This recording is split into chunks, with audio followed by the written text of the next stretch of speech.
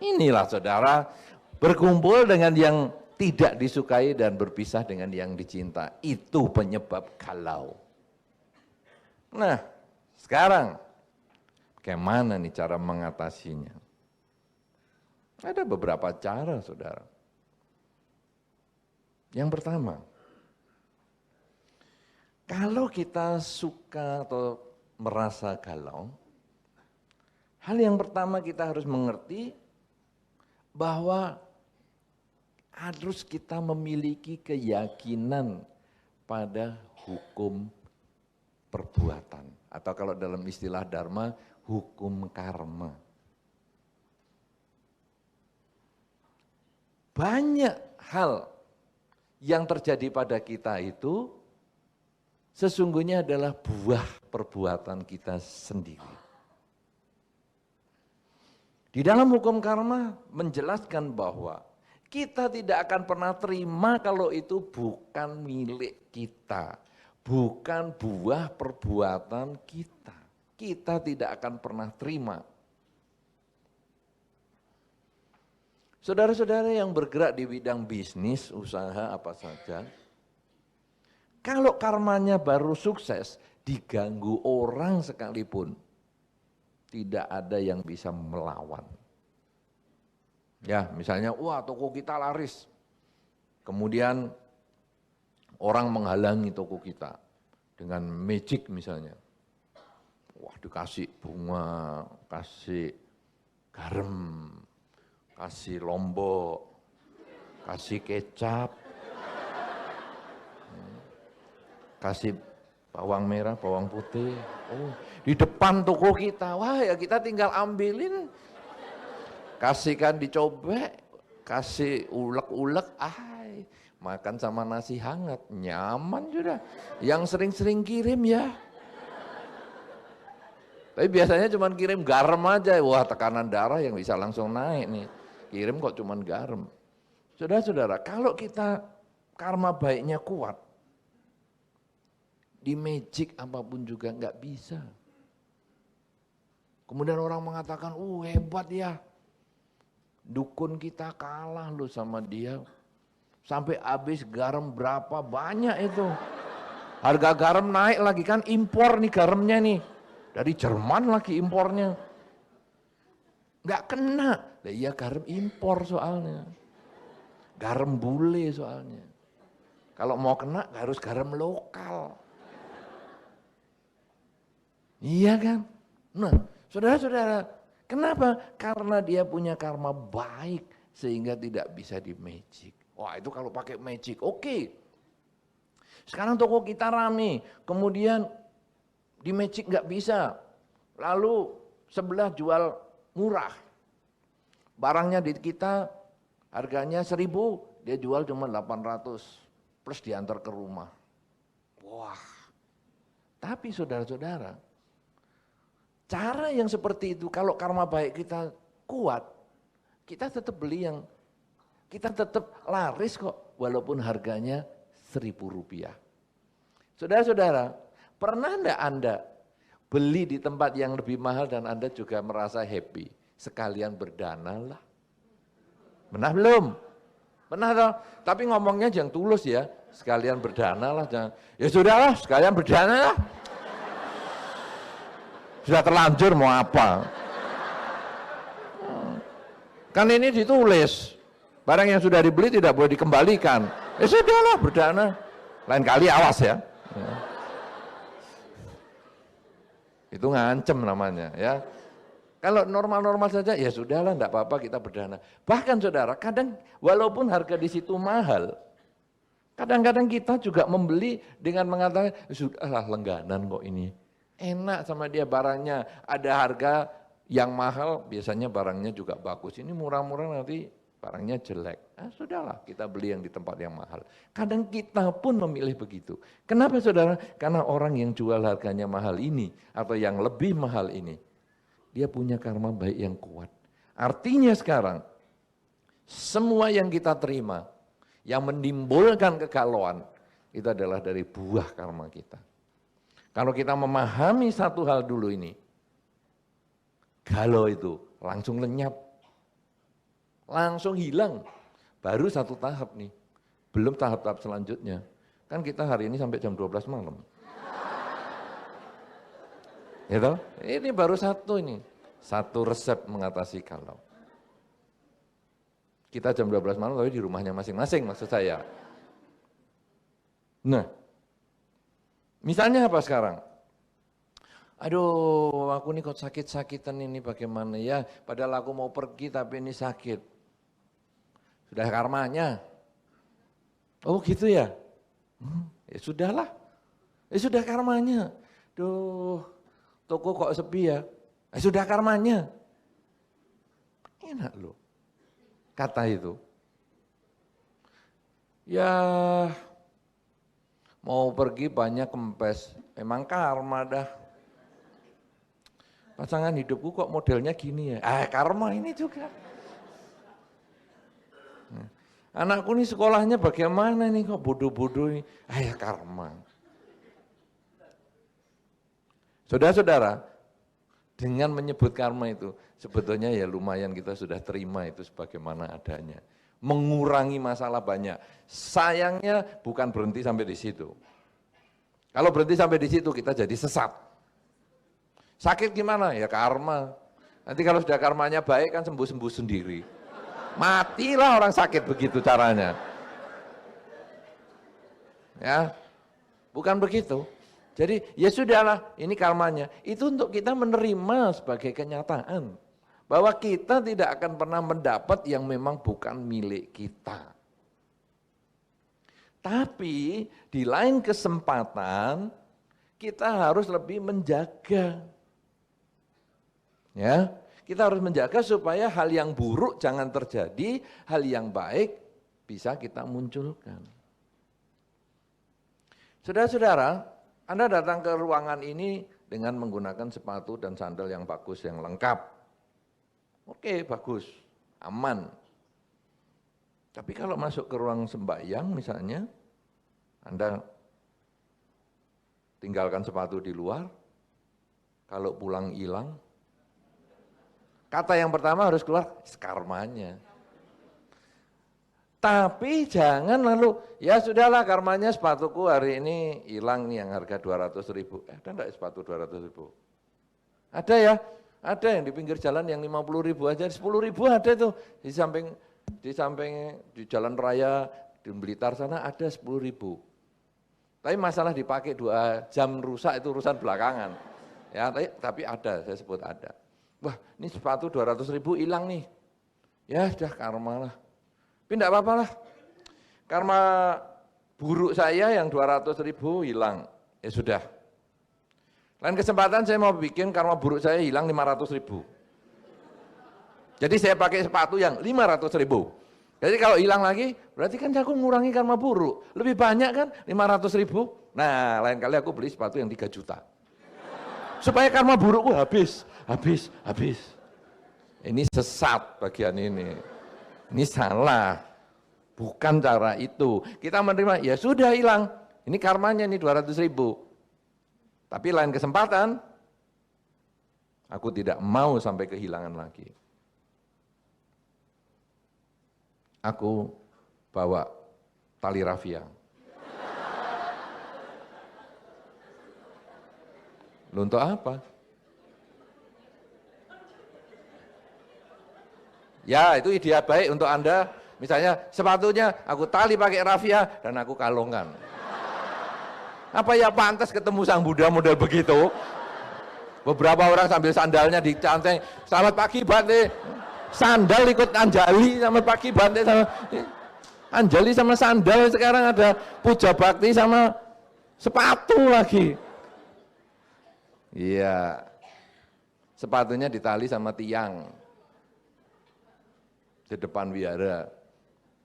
Nanti kan sulit hilang, tapi bukan berarti gitu. Ya, nah jadi, wah, lain kali aku bawa tas kresek atau saya usul sama pengurus wihara, tolong disediakan loker ya. Jadi nanti aku titip sepatu di situ. Jadi hilang yang sudah 200.000 tadi sudah. Tapi itu menjadi pelajaran untuk kita tidak ulang di masa depan. Kalau ketika kita ngalami sakit, ya sudah ini karmaku, sakit. Berpisah dengan yang dicinta, kesehatan. Bertemu dengan yang dibenci, penyakit. Karma ini. Ya sudah karmaku. Tapi aku tidak mau memetik buah karma buruk yang seperti ini. Aku harus cari sebabnya. Kenapa aku sakit-sakitan? Oh, karena aku gaya hidupnya kurang bagus. Suka melek malam, kemudian aku kurang istirahat. Oke, kalau gitu sekarang aku perbaiki. Aku kurangi melek malamnya, aku lebih banyak istirahat, dan aku bisa lebih sehat. Nah, ini menerima kenyataan dan menggunakan kenyataan itu untuk maju. Kemudian, wah aku sudah sehat nih, aku sehat. Wah sehat juga bagian dari karma. Karena kata karma ini banyak terjadi di masyarakat, dianggapnya karma itu adalah selalu karma buruk. Sehingga orang-orang yang di masyarakat, walaupun bukan Buddhis, dia menggunakan kata karma itu untuk hal-hal yang buruk. Misalnya ada anak muda ngebut, kemudian jatuh, karmamu, rasain lo. Ya kan? Tapi kalau orang baik, sukses, jarang orang mengatakan karmanya itu. Nah kalau di luar tidak mengatakan karmanya. Nah, kita di dalam Dhamma, karma itu adalah yang baik dan yang buruk. Jadi ketika ada orang jatuh memang karma buruk. Ya sudah kalau gitu lain kesempatan dia lebih hati-hati supaya tidak jatuh. Tapi kalau dia sukses, dia juga karmanya. Kalau gitu sekarang saya cari sebabnya supaya saya bisa lebih sukses. Nah ini yang pertama kita memahami tentang karma. Ya, yakin pada karma. Itu untuk mengatasi kegalauan. Terima kenyataan, gunakan kenyataan yang baik untuk ditingkatkan, yang buruk kita perbaiki. Yang kedua, untuk mengatasi galau adalah menjaga kemoralan. Loh apa ini hubungannya kemoralan dengan galau? Saudara-saudara, orang yang galau, kalau kemoralannya lemah, kemoralan itu misalnya dalam Dhamma tidak membunuh, tidak mencuri, tidak berzina, tidak bohong, dan tidak mabuk-mabukan. Orang yang galau, kalau kemoralannya lemah, sangat gampang dia melanggar kemoralan. Contoh yang gampang, orang yang galau itu gampang mabuk-mabukan. Dipikirnya kalau sudah mabuk, semua urusan hilang. Ya betul, waktu mabuk sampai teler, hilang urusan. Tapi begitu sadar, urusannya tambah.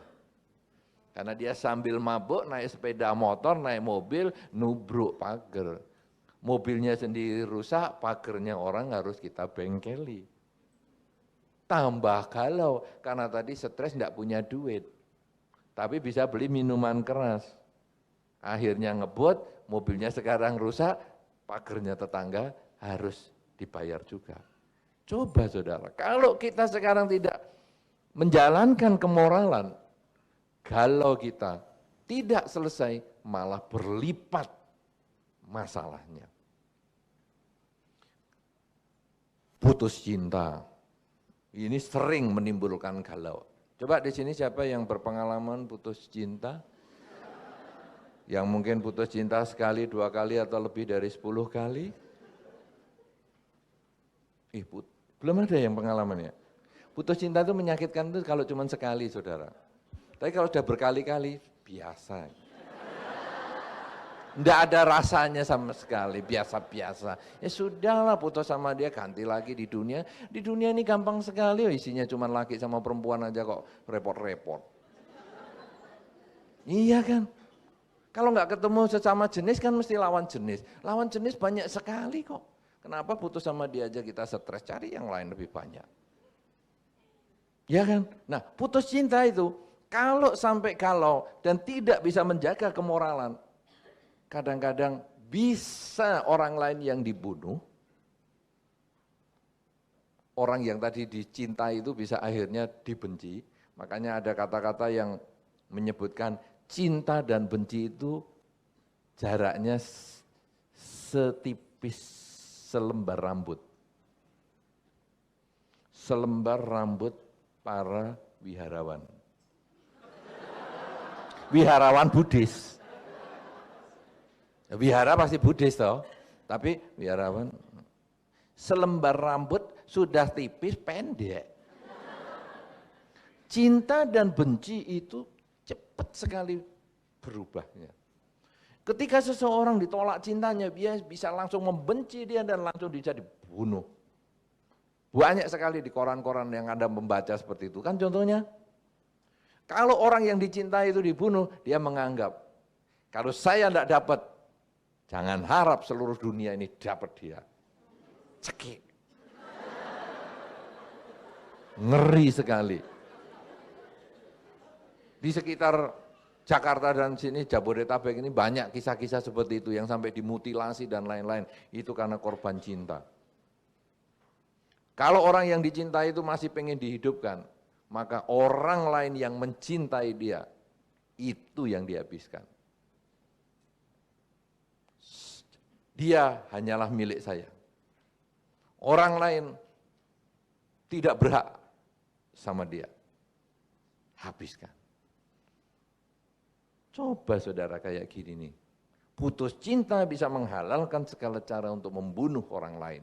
Kalau kita melakukan kemoralan, menjaga perilaku kita, supaya tidak membunuh, mencuri, berzina, bohong, dan mabuk-mabukan, maka kita walaupun kalau yang pertama tadi, ya sudahlah nih karmaku, sekarang aku harus perbaiki. Kalau aku tidak mau lagi atau sudah ditolak sama orang itu, sekarang aku harus perbaiki, bahwa ini karmaku, sekarang aku harus perbaiki, supaya di lain kesempatan dia melihat aku dari sisi yang positif, sehingga tidak menolak lagi.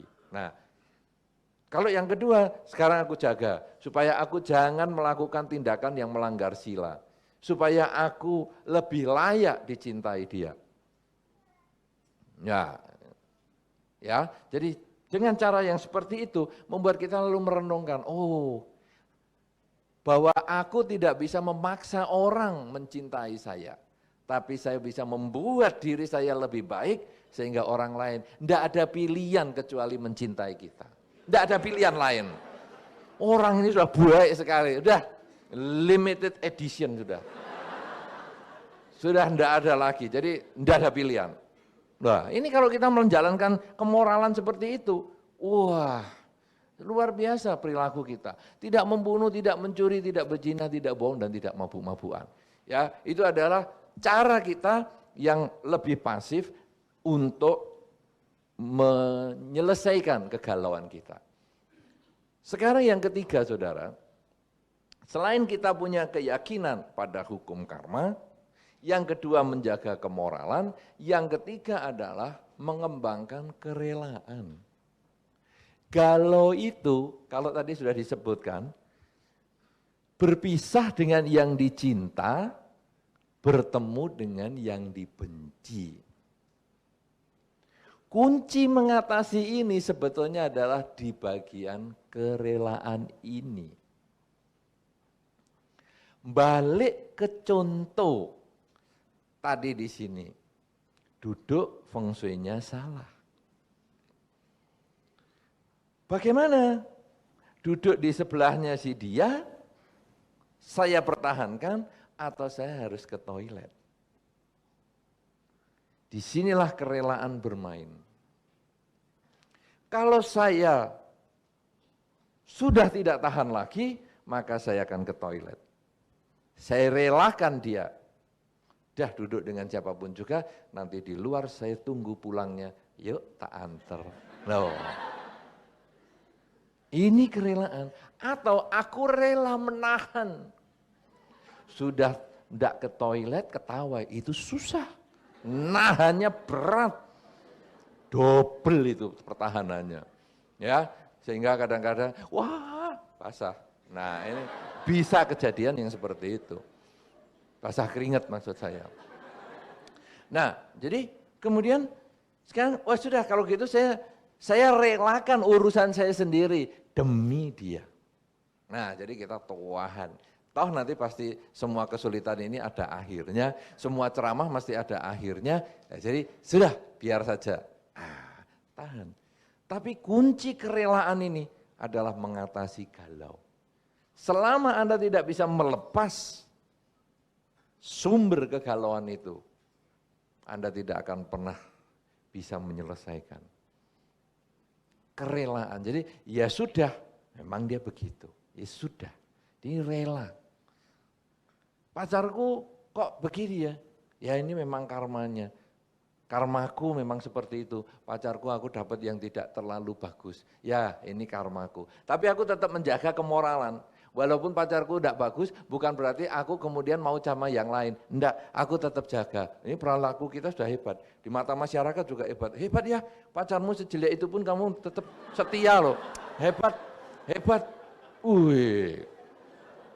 Masyarakat menilai kita luar biasa itu. Dan kita sendiri puas. Jelek-jelek saja setia, apalagi tidak jelek. Wah, lebih setia lagi aku. Nah, jelek aja setia. Kemudian kerelaan, aku rela. Kenapa? Karena aku sayang sama dia. Aku tidak kepingin menyakiti dia. Dia memang jelek casingnya. Memang jelek. Tapi prosesornya. Prosesor terbaru. Kecepatannya tinggi. Ini orang yang aku sayangi. Dia orang yang bertanggung jawab. Nah, ini saya rela membuat dia bahagia. Terlepas bentuk fisiknya kayak apapun juga. Ini adalah kerelaan. Kerelaan berbagi, kerelaan memahami. Inilah kerelaan. Dan kerelaan ini saudara adalah dasar kehidupan. Anda mau hadir ke sini pun, ini adalah kerelaan. Berapa banyak Anda yang datang yang mungkin jauh dari tempat ini. Tapi Anda rela datang. Anda rela duduk. Duduk pun Anda rela diem-diem. Padahal kadang mungkin omongan saya tidak menarik. Tapi Anda diem aja. Itu juga satu bentuk kerelaan. Kadang ada, ngomong apa itu enggak menarik. Cerita aja sama tetangganya. Tapi Anda tidak lakukan itu. Ini adalah kerelaan. Kerelaan menjadi dasar satu kebahagiaan dalam kehidupan. Kerelaan Anda tadi menunggu ketika mic-nya disetel ini mengurangi kegalauan saya. Sehingga saya merasa tenang, aduh, enggak ada yang, sudah Bante, enggak usah pakai mic, teriak saja. Ya saya bisa teriak untuk 5 menit pertama. Tapi habis itu tidak bisa ngomong lagi. Dan di lantai 2, lantai 1 mana dengar omongan saya teriak-teriak. Tapi Anda nunggu dengan sabar, kemudian ya semuanya bisa beres yang seperti ini. Kerelaan itu saudara, sangat-sangat menyelesaikan masalah. Kalau tadi hanya bisa menerima kenyataan, yaitu di sini karmaku, kemudian kita menjaga perilaku dengan kemoralan, itu sebetulnya masih pasif sekali. Tapi yang aktif di sini adalah kerelaan.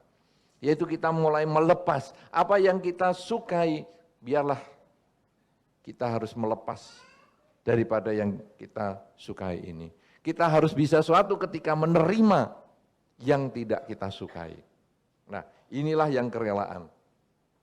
Yang keempat saudara, ini adalah yang tertinggi. Kalau sudah kita bisa yakin pada kebenaran hukum karma atau hukum perbuatan, kita kemudian menjaga kemoralan. Yang ketiga adalah kerelaan, maka yang keempat yang sungguh-sungguh menjadi jalan keluar untuk kegalauan adalah kebijaksanaan.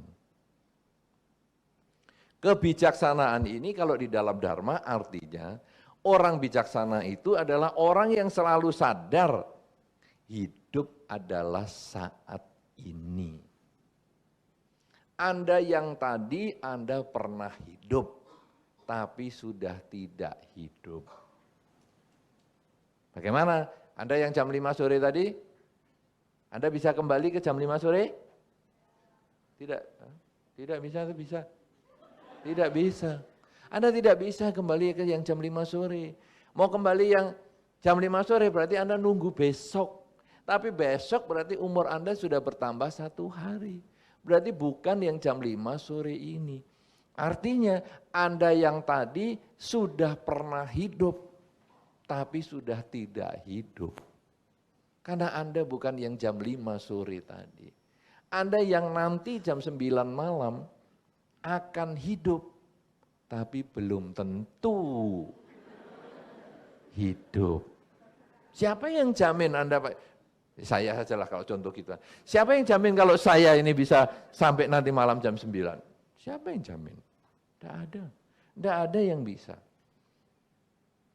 Karena hidup dan mati itu seperti membalik telapak tangan. Kita tidak tahu kematian itu datangnya kapan. Hidup tidak pasti. Kematian itu yang pasti. Di dalam Dhamma kan disampaikan seperti itu oleh Sang Buddha. Hidup tidak pasti, kita tidak tahu hidup ini sampai kapan. Tapi kematian itu pasti akan datang setiap saat. Kita yang jam 5 sore tadi, pernah hidup, tapi sudah tidak hidup. Kita nanti yang jam 9 malam akan hidup, tapi belum tentu hidup.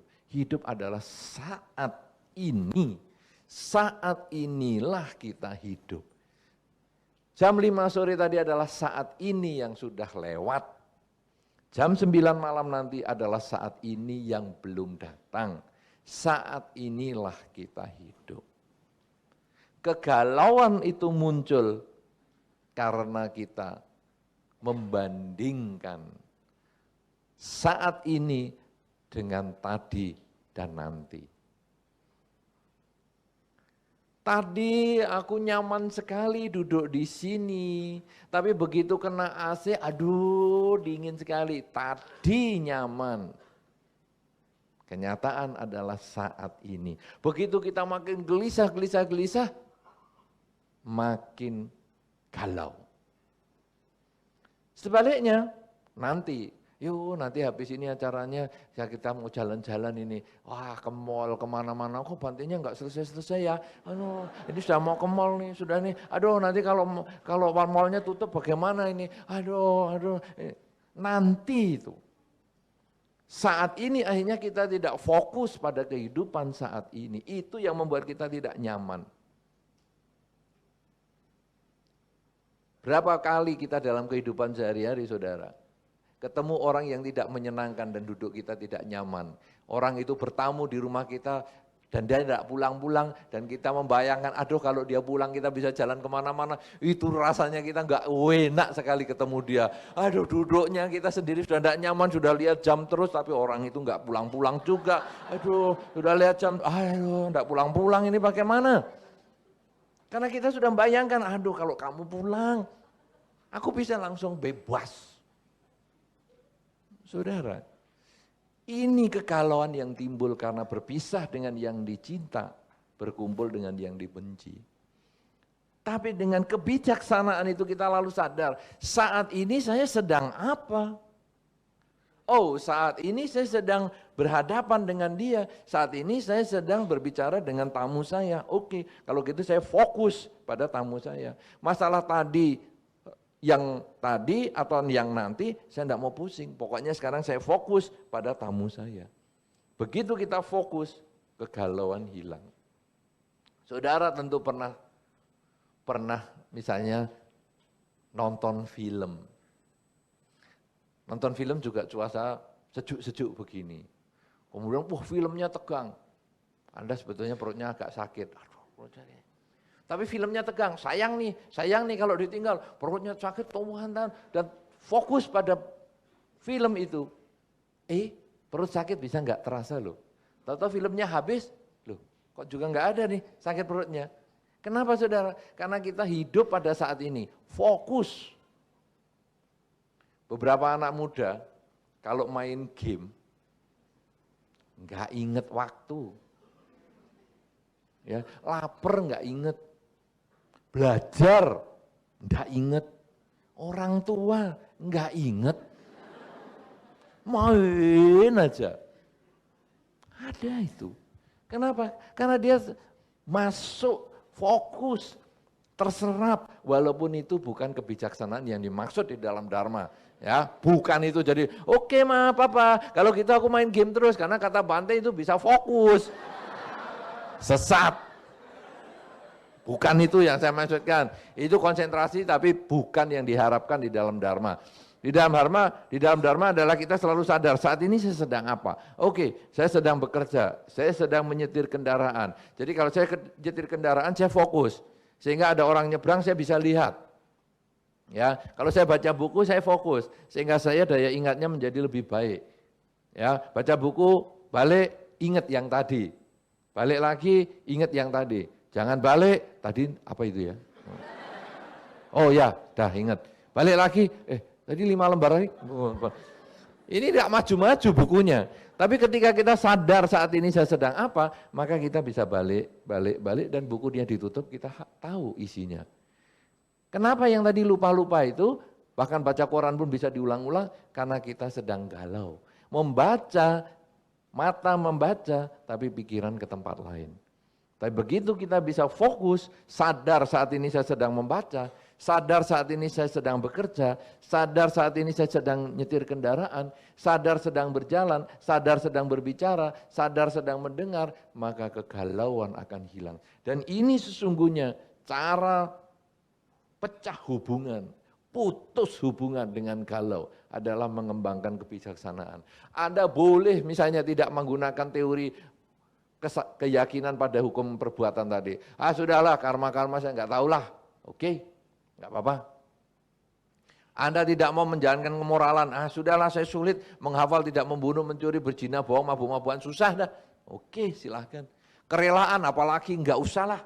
Oke, tapi yang keempat ini, yang terakhir, ini adalah pecah kongsi sungguhan dengan galau. Karena ini yang ditemukan oleh Sang Buddha, yang menjadi puncak dharma, yaitu bagaimana seseorang bisa hidup pada saat ini, selalu sadar saat ini saya sedang apa. Kalau dia selalu sadar saat ini sedang apa, maka tidak akan pernah ada galau, karena tidak akan pernah ada berkumpul dengan yang dibenci, karena kebencian itu datang ketika seseorang punya harapan dan tidak tercapai. Kecintaan itu datang ketika harapan itu tercapai. Tapi begitu dia hidup pada saat ini, kebencian, kecintaan, batinnya menjadi seimbang. Sehingga akhirnya kegalauan lenyap, pecah hubungan, pecah kongsi dengan galau. Dan hidup pun menjadi bahagia. Karena itu saudara-saudara, Anda sangat beruntung sebagai seorang umat Buddha. Anda tidak perlu menyelesaikan kegalauan dengan sulit-sulit. Tidak perlu bermeditasi 6 tahun di hutan seperti Pangeran Siddhartha. Tidak perlu lagi. Selesai acara ini, kalau Anda dengar baik-baik dan Anda selalu mengulang di dalam batin, saat ini saya sedang apa? Saat ini saya sedang duduk. Saat ini saya sedang nyetir mobil. Saat ini saya sedang berjalan. Saat ini saya sedang mendengar. Saat ini saya sedang berbicara. Setiap kali Anda selalu mengulang kalimat saat ini saya sedang ini. Saat ini saya sedang itu. Maka saat ini juga Anda pecah hubungan dengan galau. Saat ini juga Anda bahagia. Karena itu, berbahagialah Anda yang sudah tahu resepnya untuk putus hubungan dengan galau. Tidak mau lagi bersahabat dengan galau. Dan akhirnya hidup Anda akan menjadi lebih bahagia. Anda lebih bisa menggunakan setiap saat kehidupan Anda untuk membahagiakan lingkungan Anda. Dan di kehidupan-kehidupan mendatang pun Anda akan bahagia. Bahkan kalau Anda pecah galau ini, dengan sungguh-sungguh selalu sadar setiap saat, maka tidak akan pernah lagi Anda terlahirkan di alam manapun juga.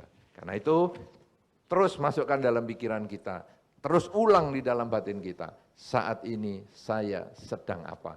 Karena itulah kunci utama untuk mengatasi galau. Semoga apa yang saya sampaikan di sini memberikan manfaat, menumbuhkan semangat Anda untuk mempelajari dan melaksanakan Dharma, serta memberikan kebahagiaan untuk Anda di dalam melaksanakan Dharma, sehingga akhirnya kegalauan-kegalauan dalam semua segi kehidupan Anda lenyap, dan kebahagiaan menjadi milik Anda, kebahagiaan milik keluarga Anda, dan kebahagiaan menjadi milik semua makhluk. Semoga semua makhluk selalu hidup berbahagia.